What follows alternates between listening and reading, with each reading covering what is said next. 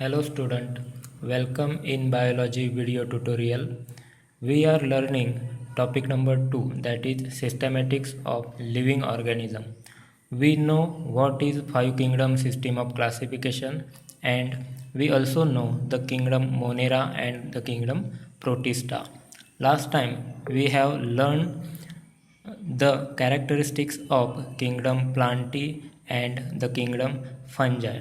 Now we are going to learn the classification of kingdom Fungi and their examples. The fungi are further classified on the basis of their structure, mode of spores formation, fruiting bodies as follow. म्हणजेच हे जे फंजाय kingdom फंजाय जे आहे हे त्यांच्या mode of reproduction म्हणजे त्यांची पुनरुत्पादन करण्याची process ज्या पद्धतीची आहे त्यावरून आणि त्यांच्या स्पोर फॉर्मेशनवरून चार फॉर्म्स तयार झालेले आहेत. First group is algal fungi. It is known as Phycomycetes. Second group is sac fungi. It is known as Ascomycetes. Then club fungi, that are Basidiomycetes. And last one, which is imperfect fungi, is known as Deuteriomycetes. So these are four groups of the fungi. Just have a look on the examples of four group. First example, that is Phycomycetes. These you can see that all the examples are having mycelium. Mycelium means what? The thread like structure. All these groups, members in this group, they have thread like structure. म्हणजे हा जो group आहे फायकोमायसिटीज, फायकोमायसिटीजमध्ये जे example आहेत ते सर्व examples किंवा सगळ्यांमध्ये जर आपण बघितलं तर धाग्यांप्रमाणे त्यांच्यामध्ये तंतू दिसून येतात आणि हे तंतुमय असे हे सर्व एक्झाम्पल असल्यामुळे त्यांना फायकोमायसिटीज असं म्हटलं जातं. त्यांना अल्गल फंजाय असं का म्हटलं जातं? आपल्याला स्पायरोगायरा हे माहिती आहे की त्याचासुद्धा एक थ्रेड असतो, परंतु तो फोटोसिंथेटिक आहे. तो स्वतःचं अन्न स्वतः तयार करू शकतो. यांमध्ये सुद्धा तसेच थ्रेड असतात, परंतु हे फोटोसिंथेसिस करू शकत नाहीत आणि हे असेप्टेड हायपी असते. म्हणजेच काय, यांचे जे सेल आहेत हे सेल एकत्रित मिळून एक तंतू तयार करतात, परंतु ते सेल सेपरेट झालेले नाही आहेत. त्या दोन न्यूक्लियसच्या मध्ये सेल वॉल फॉर्मेशन झालेली नसते, म्हणून असेप्टेड हायपी, त्या थ्रेड लाईक स्ट्रक्चरला हायपी असं म्हटलं जातं.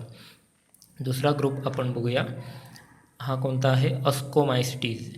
या अस्कोमायसिटीजमध्ये जर आपण नीट बघितलं तर इथे काही स्पोर स्ट्रक्चर एकावर एक अशा पद्धतीने तयार झालेले दिसतात. हे स्पोर बघा, इथे dot dot dot dot spores आहेत. इथे सुद्धा हे स्पोर्स आहेत. नंतर इथे सुद्धा वरती यांच्या टोकावरती स्पोर्स आहेत. हे सुद्धा स्पोर्स आहेत.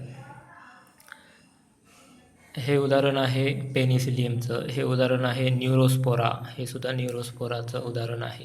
तर स्पोर फॉर्मेशन ज्यांच्यामध्ये असतं आणि हे स्पोर जर एका सॅक लाईक स्ट्रक्चरमध्ये एनक्लोज्ड असतील तर त्यांना अस्कोमायसिटीज असं म्हटलं जातं. Then next group बेसिडिओमायसिटीज.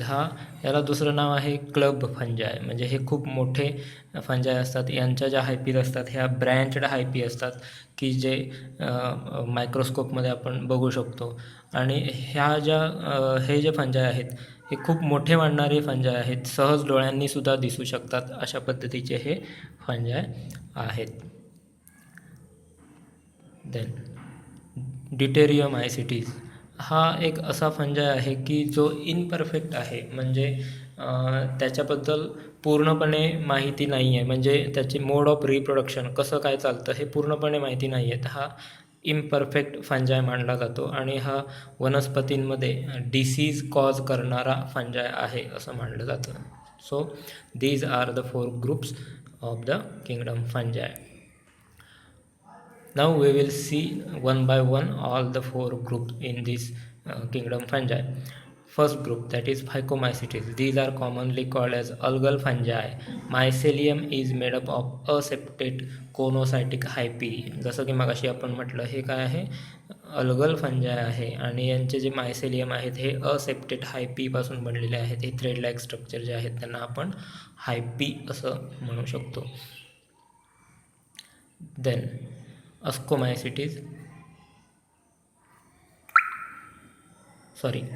फायकोमायसिटीज. They commonly grows in the moist and damp habitat on decaying organism matter as well as in aquatic habitat or as a parasite on plant. Mucor, Rhizopus, Albigo on these are the examples of Phycomycetes. This is an example of Rhizopus.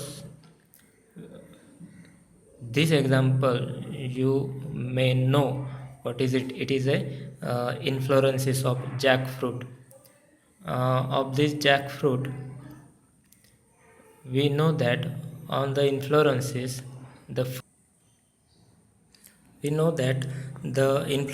of jackfruit, here some inflorescences get black in color because of this fungi, that is Rhizopus. Rhizopus is growing on that inflorescence, so they become black in color. Here also the thread like structures are there, some examples of. Then this is bread mold.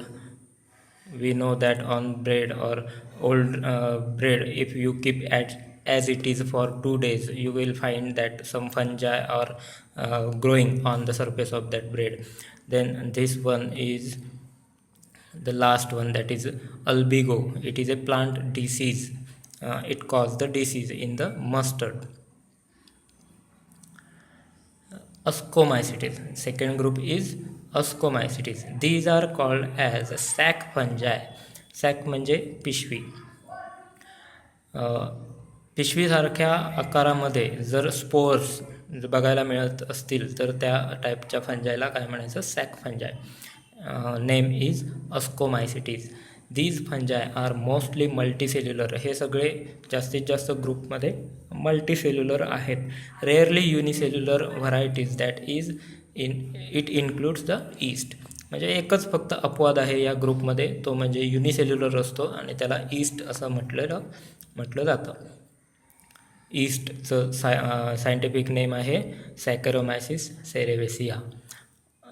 The hyphae are branched and septate. Sac fungi can be decomposer, parasite or coprophilous, grows on the dung. हे जे फंजाय आहेत हे काय आहेत, हे सुद्धा multicellular आहेत. हे decomposer आहेत, म्हणजे कुजलेल्या वस्तूंवरती आढळणारे हे सगळे फंजाय आहेत. हे सर्व एक्झाम्पल्स आहेत. न्यूरोस्पोरा, हे सुद्धा न्यूरोस्पोरा आहे. हे सुद्धा neurospora. Penicillium, rhizopus, this is rhizopus and aspergillus. Then Ascomycetes. There are two examples which are also edible. What are they? First is morel and truffles are varieties of sac fungi that are consumed as a delicacies. These are two examples. These are morels and these are truffles. These can be consumed as a food material. So some fungi are food, or they are considered as a food material. Then the Neurospora is useful in genetic and biochemical assays. Here the Neurospora is included. This Neurospora is very useful for studying the genetic studies. In the genetic studies, this can be used as an example. Then for the biochemical assays, these examples can be studied. Aspergillus, Penicillium, Claviceps, Neurospora, Saccharomyces, all these 5 examples are useful in the genetic as well as biochemical assays. So for studies, the fungi are also useful. Then next group is there, that is Basidiomycetes. These are commonly called as club fungi. They have branched septate hyphae. For example, agaricus. These are agaricus. These are agaricus. Then Ganoderma, which are also known as bracket fungi. Then Ustilago, this is a disease causing fungi. This is a corn, the plant corn, maize plant. On that corn the fungi are growing as like this. These are the fungi. Disease caused it is a smut disease. It is also called as smut disease. Then last one, that is rust, that is Puccinia disease. हा सुद्धा काय आहे, plant disease आहे. तर हे दोन जी उदाहरणं आहेत खाली दिलेली ही डिसीज कॉज करणारी उदाहरणं आहेत. आणि वरती जे आहेत हे लार्जर फंजाय त्यांना आपण म्हणतो, की जे नेकेड आयजसुद्धा आपण बघू शकतो. We know that mushrooms are also edible, but you have to identify correctly which type of mushrooms are edible, because most of the mushrooms are poisonous also, as they are ornamental or if they have very attractive color. And the attractive mushrooms are mostly poisonous. Only the unattractive are the edible, but without any confirmation, don't make any mushroom as a edible mushroom. So you have to identify them properly. Last group of the fungi, that are Deuteriomycetes. These are called as imperfect fungi, which are known to reproduce only asexually. For example, Alternaria, Coledotricum. These are the example of Deuteriomycetes. These are the Deuteriomycetes. The mycelium is there and fruiting bodies are also there. And these are the Coledotricum. So these are the 4 groups included in kingdom fungi. After that we will go forward for the kingdom Animalia. Here also, like a kingdom Plantae, there is a topic number 4, that is kingdom Animalia. You will find in detailed information and its classification in that topic also. Now we will go through the general information about the kingdom Animalia. The members of this kingdom are heterotrophs. We know that all the kingdom Animalia are heterotrophs. Means what? They cannot synthesize their own food material. म्हणजे हे परपोषी आहे, त्यांना अन्नासाठी इतरांवरती अवलंबून राहावं लागतं. हे स्वतःचं अन्न स्वतः तयार करत नाहीत. They are adapted to holozoic nutrition. हा एक प्रकार आहे न्यूट्रिशनचा. Holozoic nutrition means what?